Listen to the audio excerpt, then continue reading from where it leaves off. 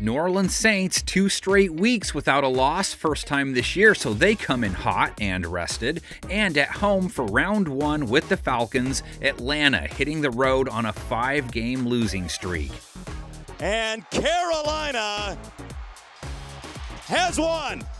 Falcons a 3-win team, Saints a 2-win team, so this is to decide who gets to rep the bottom of the barrel in the NFC South. And Atlanta also lost Michael Penix and Drake London to injuries. Penix left last week with a hurt knee. He was having a nice game too, almost 11 yards per attempt, a 112 rate on 13 of 16 passing.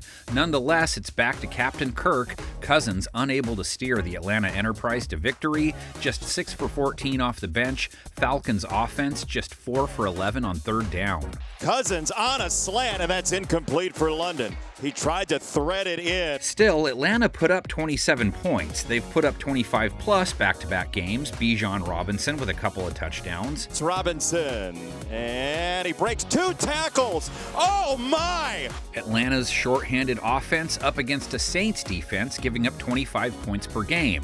On the Scooby Snack side of things, Kirk O'Chain's looking at a secondary giving up a 103 rate.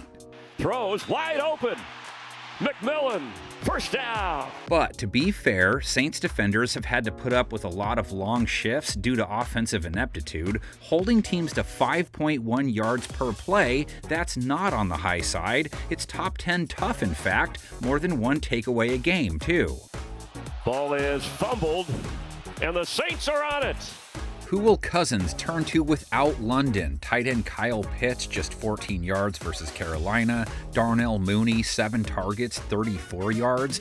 Bijan, 39 receiving yards. Maybe just give him the ball 50 times this week. Had 104 along the ground last week, 4.5 a clip, and those 2 paint jobs. Robinson, and an easy touchdown for the powerhouse Bijan Robinson. Robinson has played well the last 2 games, was on the cool side for 3 games before that. Saints aren't easy to run on with Demario Davis back there, 91 tackles. Only 2 Cats had more at their bye. They're holding runners to a nice 4 yards per carry.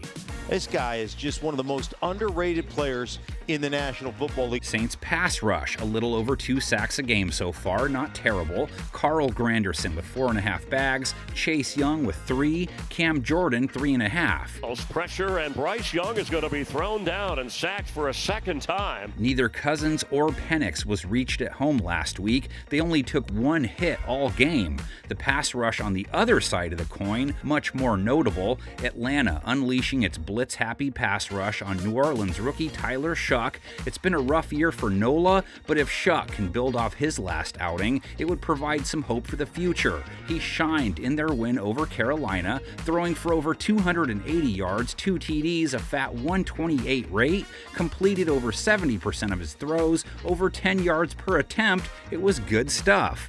Goes deep down the sideline, and the catch is made, and taking it in is Chris Olave. And now he goes after a secondary that just made Bryce Young look like a number 1 overall pick, which hasn't happened much. He hadn't thrown for 200 yards in a game in 7 straight. They gave up 448 to him, career high, 3 touchdowns. They didn't pick him off, a 123 rate allowed. Light rush for Atlanta. Bryce Young steps and throws. He's got it to McMillan. Their rate allowed for the year now at 94. From weeks 4 to 11 have given up a 101 rate. They gave up a huge 54-yard pass to Tommy Tremble in OT, allowed 50-plus receiving yards to Rico Dowdle, 83 yards to Xavier Legette, 52 to Jalen Coker, and 130 and 2 TDs to Tetaroa McMillan last week. And McMillan does the rest so good, getting yards after the catch. Corner Natron Brooks was tagged with 148 yards and a 145 rate, which would be great if he was a quarterback, not a cornerback. Chris Olave, the WR1 they'll try and slow this week. Olave averaging 66 yards per game this year, went for 104 and a TD in Shuck's mini breakout.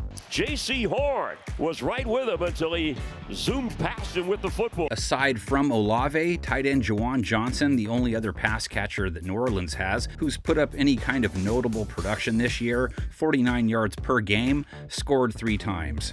Will chuck it and throw, and it's Jawan Johnson for a Saints touchdown. Shuck to Olave did not lead to many points, unfortunately. They scored 17 in that win, which brought their season average up. Falcons defense staring at an offense averaging a meager 15 points a game. They've only cracked 20 points twice, topping out at 26. No team worse when they reach Scott Hansen's abode. He must make them nervous with all that Octobox talk. Put your foot in the ground and get out there to take away the angle of the quarterback. Shuck has started twice, played significant snaps 3 times, 1 to 2 sacks taken in each game, so that hasn't been a problem yet. But now he gets the number 2 blitzing defense in the NFL, took Young down 5 times in their latest OT loss. When the draft came around, they needed some pass rush help. You see the long arms, continues to keep working at it. That's 5+ sacks for Atlanta in 3 straight. Bagging quarterbacks has not led to fewer points scored, though. 30 given up to Carolina, 24+ their last 4 straight. He gets 3rd touchdown reception of the season. Boy, the Panthers would love to get him going. They did play the Panthers well enough on 3rd down and stopped them on 4 of their 6 red zone chances, and played Rico Dowdle well as a runner, held him to 2.4 per carry, just 45 rush yards. It's a give, and it's Dowdle who is stacked up immediately. The Saints' rush attack, a vanilla ice production this season. Alvin Kamara, 3.6 a carry, only 46 rush yards per game. Ice, ice, baby, too cold indeed. And nothing for Kamara. He got stoned by Derek Brown. Check this out. 112 Saints-Falcons games ever played. 56 Saints wins, 56 Falcons wins. How's that for even Steven? First ever meeting, 1967. What a good indicator of what was to become in this underrated rivalry. The battle for NFL supremacy of the South, and the last home game for the Saints. But the 83,000 witnessed a horrible first half.